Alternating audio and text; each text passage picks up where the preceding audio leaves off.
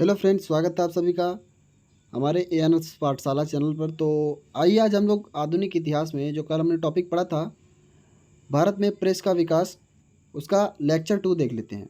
ठीक है, तो मतलब पहले लेक्चर में हमने पढ़ा था पंजीकरण अधिनियम, तो उसमें हम लोग आगे कंटिन्यू करते हैं।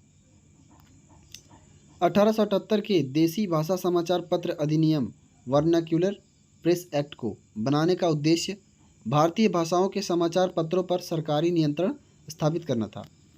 यानी 1878 ईस्वी में वर्नाक्यूलर प्रेस एक्ट को लागू किया गया था। ठीक है, तथा राजद्रोही लेखों को दबाना एवं ऐसे प्रयास के लिए समाचार पत्रों को दंडित करना इस अधिनियम के मुख्य प्रावधान नियमानुसार थे। तो पहला है जिला दंडनायक द्वारा, यानी डिस्ट्रिक्ट मजिस्ट्रेट द्वारा को यह अधिकार दिया गया कि वे स्थानीय सरकार की आज्ञा से किसी भी भारतीय भाषा के समाचार पत्र के प्रकाशक या मुद्रक को बुलाकर बंधन पत्र बॉन्ड पर हस्ताक्षर करने के लिए कह सकते हैं।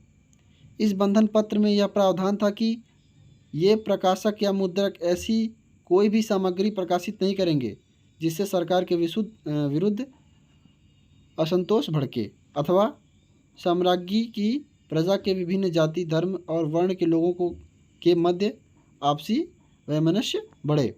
ठीक है, यानी जो उस समय की ब्रिटिश शासन थी वो ये नहीं चाहती थी कि कोई भी समाचार पत्र ऐसा कोई भी प्रकाशन या फिर कोई भी सामग्री ऐसी प्रकाशित ना करें जिससे कि लोगों का सरकार के विरुद्ध असंतोष हो।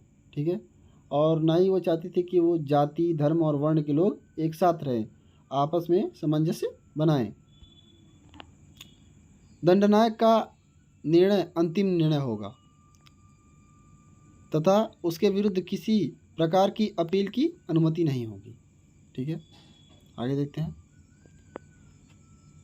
देसी भाषा का कोई समाचार पत्र यदि इस अधिनियम की कार्यवाही से बचना चाहे तो उसे पहले से अपने पत्र की एक प्रमाण प्रति यानी प्रूफ कॉपी सरकारी पत्रेक्षण को देनी होगी, यानी जहाँ पे उस समाचार पत्र की जांच की जा सके।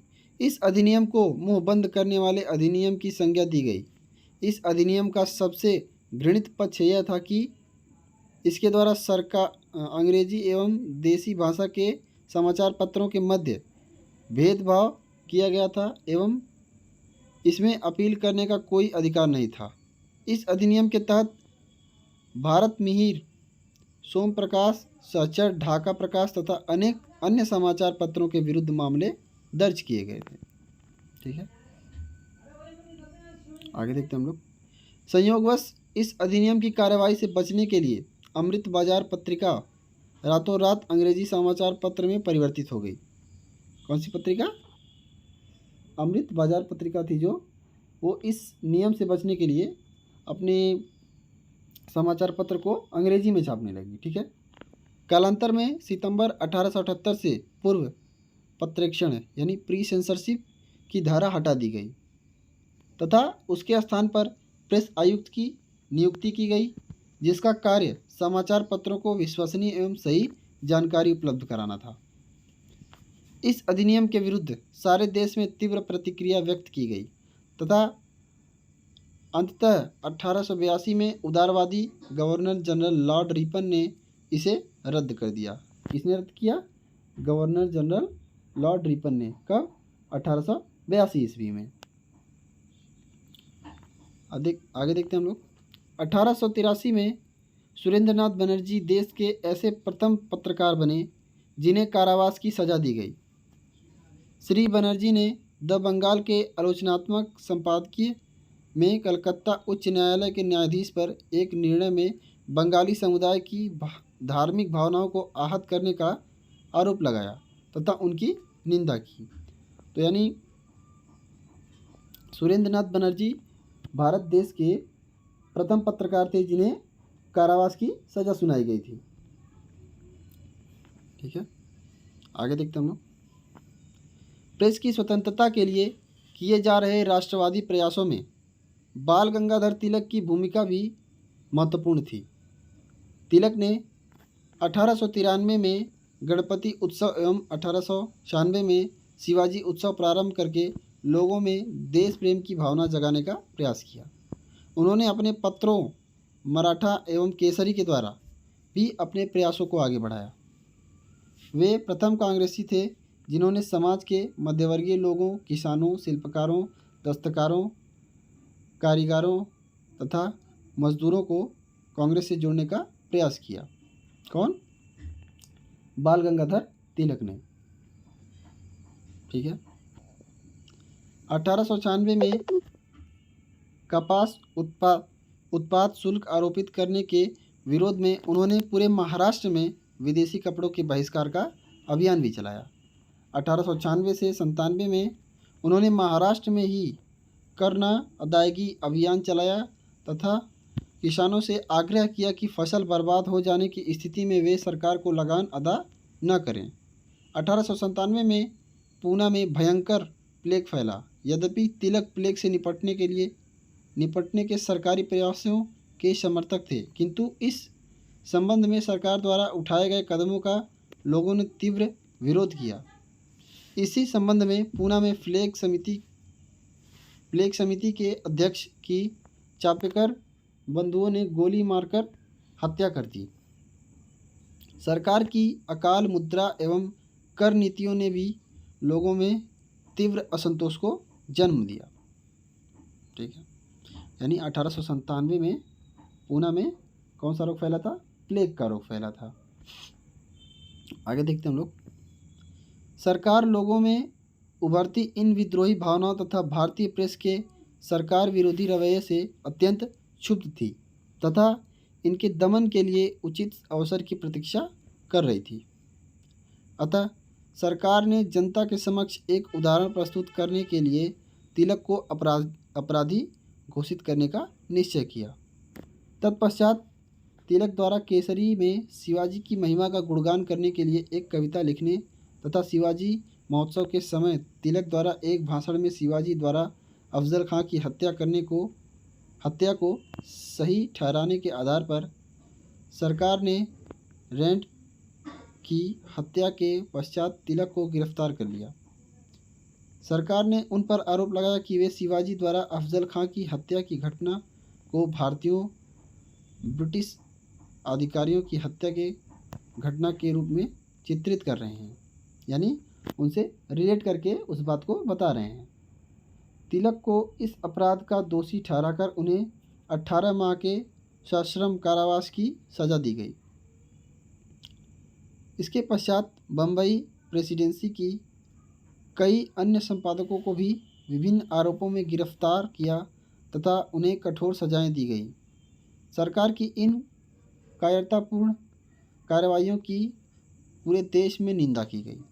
गिरफ्तारी के पश्चात बाल गंगाधर तिलक रातों रात राष्ट्रीय नायक बन गए तथा उन्हें लोकमान्य यानी लोगों द्वारा आदरणीय एवं सम्मानीय की उपाधि से विभूषित किया गया।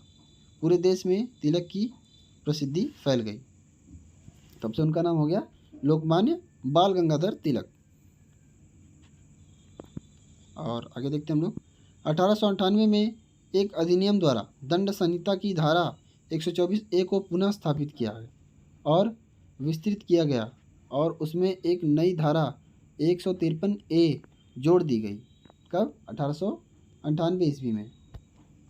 इस धारा में यह प्रावधान था कि किसी व्यक्ति द्वारा भारत सरकार की अवमानना करने या लोगों को राज्य के विरुद्ध कार्य करने की प्रेरणा देने या समाज के विभिन्न वर्गों के बीच घृणा फैलाने की कार्रवाई को दंडनीय अपराध माना जाएगा। इस नियम के विरुद्ध भी पूरे राष्ट्र में व्यापक प्रदर्शन किए गए। स्वदेशी एवं बहिष्कार आंदोलन तथा क्रांतिकारी राष्ट्रवाद के उदय के समय भी भारतीयों पर अनेक दमनकारी कानून आरोपित किए गए। आगे देखते हैं हम लोग। समाचार पत्र अधिनियम 1908 का उद्देश्य उग्रवादी राष्ट्रवादी गतिविधियों पर अंकुश लगाना था। यानी जो ब्रिटिश सरकार थी वो यहाँ पे राष्ट्रवादियों को एक तरह से उग्रवादी के रूप में देखते थे, क्योंकि वो जो समाचार पत्र लिखते थे उनमें वो देश प्रेम की भावना को लोगों तक पहुँचाना चाहते थे, जिससे कि लोग एकजुट हो सके, और सरकार ये नहीं चाहती थी।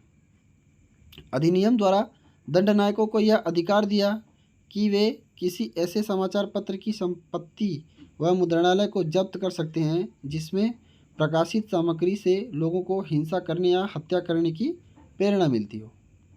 भारतीय समाचार पत्र अधिनियम 1910। लॉर्ड लीटन के 1878 के अधिनियम के सभी घिनौने प्रावधानों को पुनर्जीवित कर दिया गया।